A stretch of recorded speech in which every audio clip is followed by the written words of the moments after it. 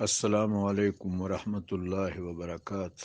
یہ امام ابن ابی شیبہ رحمہ اللہ کی کتاب ہے۔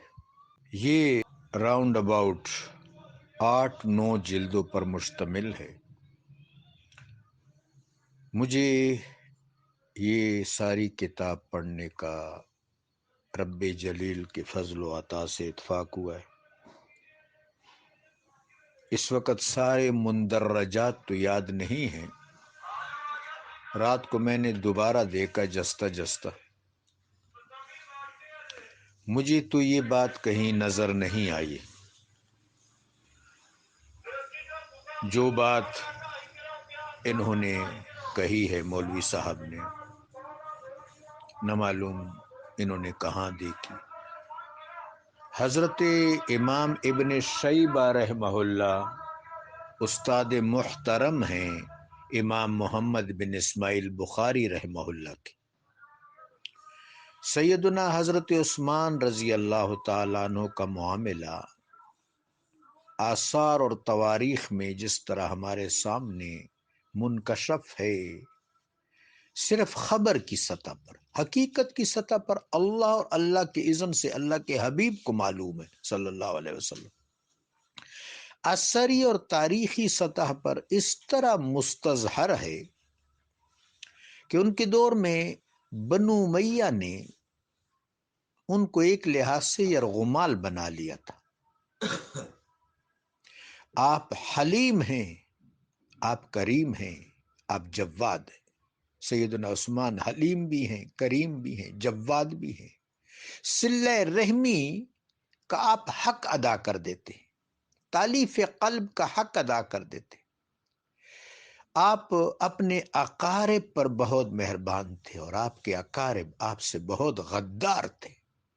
عجب قسمت پائی حضرت عثمان نے کہ آپ نوازشیں فرماتے تھے اور خیال رکھتے تھے، نگہداشت کرتے تھے، بہت محبت کرتے تھے اپنے اقارب سے، اور وہ آپ کے اقارب جو ہیں وہ آپ کے حسن سلوک کا بدلہ سوء سلوک سے دیتے تھے، غداری سے دیتے تھے، بے وفائی سے دیتے تھے، بے مروتی سے دیتے تھے۔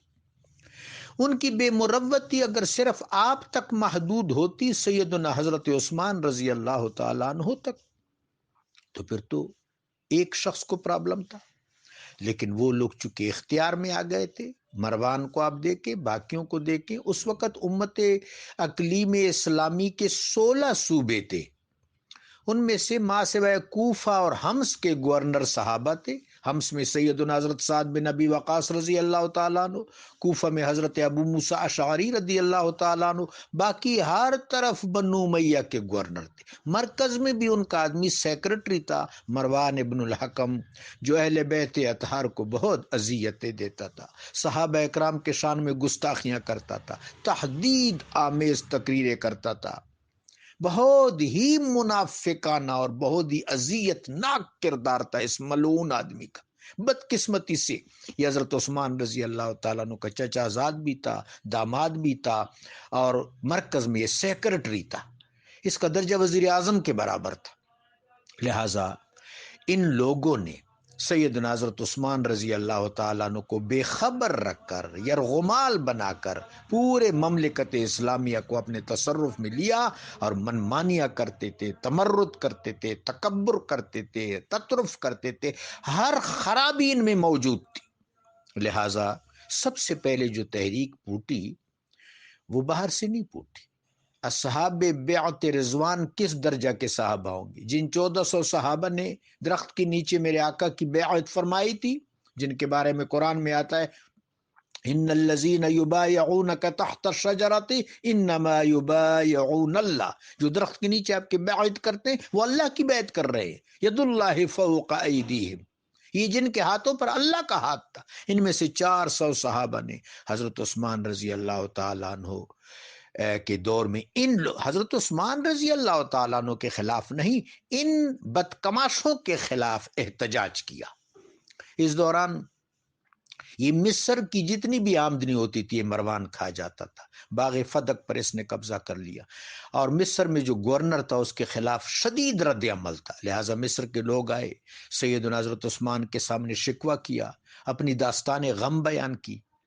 انہوں نے کہا کہ محمد بن ابی بکر کو گورنر بنایا جائے۔ حضرت ابو بکر صدیق کے فرزند سیدنا علی کرم اللہ تعالی وجہ الکریم کے ربیب حضرت محمد بن ابی بکر، حضرت عثمان نے ان کو گورنر بنایا، ساتھ بھیجا۔ مروان نے کیا کیا کہ خط لکھا مصر کے لوگوں کو، اور مصر کے اس وقت کے گورنر کو جس کو معزول کر دیا تھا عمر ابن عاص تھے، تو یہ خط جو ہے یہ راستے میں محمد بن ابی بکر رضی اللہ تعالیٰ عنہ اور ان کے ساتھ جو لوگ تھے انہوں نے پکڑ لیا، اس پہ مروان نے لکھا تھا۔ حضرت عثمان رضی اللہ تعالیٰ عنہ کی طرف سے لکھا گیا تھا، لیکن سٹیمپ تو مروان کی تھی، سٹیمپ تو حضرت عثمان، لکھا تو مروان نے تھا، لیکن اس پر مہر خلافت کی لگائی تھی کہ یہ لوگ جس وقت مصر پہنچے تو محمد بن ابی بکر سمیت ان کو شہید کر دیا جائے، قتل کر دیا جائے۔ اب وہ نہایت حیران ہو گئے، وہ پلٹ آئے اور حضرت عثمان رضی اللہ تعالیٰ عنہ کے گھر کا محاصرہ کر لیا۔ یہ سارے کے سارے مسلمان تھے۔ ہاں، جب اس طرح کے غسیل اجتماعات منعقد ہوتے ہیں، اس طرح کے غسیل اجتماعات لرزہ خیز ہوتے ہیں، تو پھر ان میں ایسے لوگ بھی تو شامل ہو جاتے ہیں جو تخریب کار ہوتے ہیں۔ کیا ہمارے دور میں اس طرح نہیں ہوتا کہ کوئی جلوس نکلتا ہے، اس میں دروازے توڑنے والے، دکان اور پیٹرول پمپ کو آگ لگانے والے بھی ہوتے ہیں، تخریب کاری کرنے والے بھی ہوتے ہیں؟ تو کیا اس وقت نہیں ہو سکتے تھے؟ 7-8 آدمی خراب سے منافقین تو ہر جگہ ہوتے ہیں، آ گئے ہوں گے دروازے کی طرف سے۔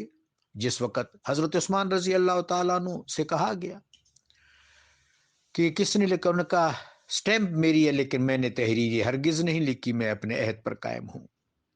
تو پھر ہوا یہ کہ انہوں نے کہا کہ مروان نے لکھی، آخر ثابت ہوا کہ مروان نے لکھی۔ انہوں نے کہا مروان کو ہمارے حوالے کر دیا جائے۔ حضرت عثمان نے مروان کو ان کے حوالے نہیں کیا، اس سے وہ اور بھی ایکسائٹڈ ہو گئے اور بھی ریش ہو گئے، لیکن معاملہ صرف احتجاج تک تھا۔ ہاں، ان میں کچھ تخریب کار لوگ تھے اور وہ پچھواڑے کی طرف سے حملہ آور ہو کر انہوں نے حضرت عثمان رضی اللہ تعالیٰ عنہ کو شہید کر دیا۔ رضی اللہ عنہ ورضوا عنہ، سیدنا حضرت عثمان رضی اللہ تعالیٰ عنہ شہید ہو گئے۔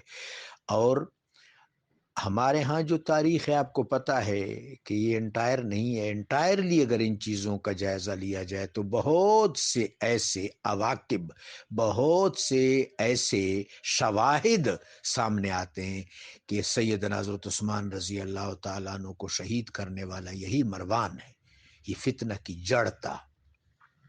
اللہ اکبر۔ باقی حضرت مالک بن اشتر النخعی رحمہ اللہ تعالی، آپ نے میرے آقا کا دور پایا تھا لیکن صحابیت کا شرف حاصل نہیں ہوا۔ سیدنا علی کرم اللہ تعالی وجہ الکریم فرمایا کرتے تھے کہ میری جو نسبت، روحانی نسبت سرکار دو عالم نبی رحمت صلی اللہ علیہ وسلم سے ہے، یہی نسبت مالک بن اشتر کی مجھ سے ہے۔ بڑا بردبار انسان، بڑا شجاع انسان، بڑا تقوی دار، بڑا شب بیدار۔ صحابیت کا شرف ان کو حاصل نہیں ہوتا، اس لیے اصطلاح میں ہم ان کو تابعی کہیں گے۔ حضرت مالک بن اشتر احتجاجیوں میں شامل تھے، ہرگز وہ قاتل نہیں، ہرگز نہیں ہے۔ ہاں، اصلاح احوال کے لیے کمر بستہ تھے، جس طرح باقی صحابہ کا مطالبہ تھا۔ ان تابعی کا بھی مطالبہ یہ تھا کہ یہ جو بدکماش گورنر ہیں ان کو ختم کر دیا جائے، ڈیفنکٹ اور معزول کر دیا جائے، اور سوالے لوگوں کو اختیارات دیے جائے۔ جزاکم اللہ۔